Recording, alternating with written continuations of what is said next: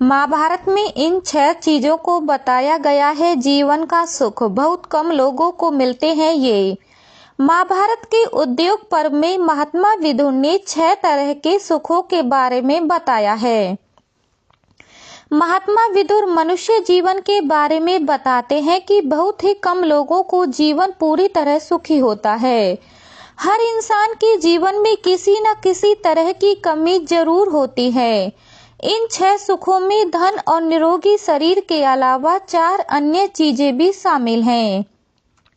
महात्मा विदुर इन सुखों के बारे में बताते हुए कहते हैं, इनसे मनुष्य का जीवन संतुष्टि भरा रहता है, जिससे पाप नहीं होता। महात्मा विदुर ने 6 प्रकार के सुखों के बारे में बताया है, जो इस प्रकार हैं।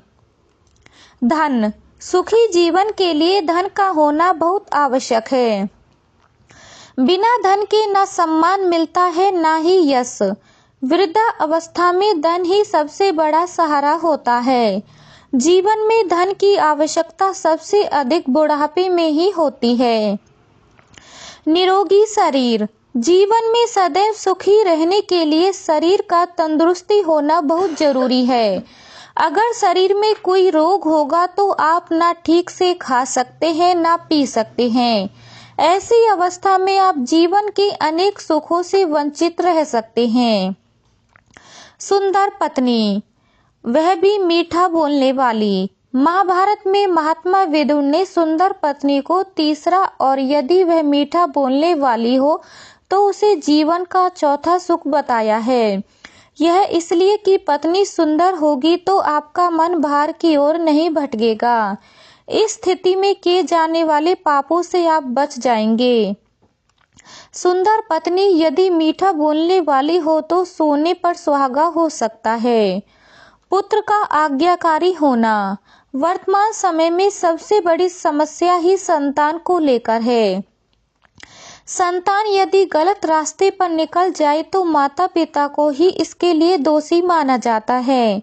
यदि संतान विद्वान होने पर भी माता पिता के वश में ना हो तो सबसे ज्यादा दुख उन्हीं को होता है। इसलिए महात्मा विदुर ने कहा है कि जिसका पुत्र आज्ञाकारी हो उसे जीवन में कभी कोई दुख नहीं होता। धन पैदा करने वाली विद्या का ज्ञान। कई बार ऐसा देखने में आता है कि कोई व्यक्ति कभी धनवान होता है तो कुछ दिनों बाद पैसे के लिए मोहताज हो जाता है। ऐसी स्थिति से बचने के लिए आपके पास कोई ऐसी कला या ज्ञान होना चाहिए जिससे धन की आवक बनी रहे। इससे आपके जीवन में कभी धन का अभाव नहीं होगा और आप सम्मान पूर्वक जी सकेंगे। और अधिक जानकारी के लिए हमारे चैनल को लाइक, शेयर, सब्सक्राइब जरूर कीजिए।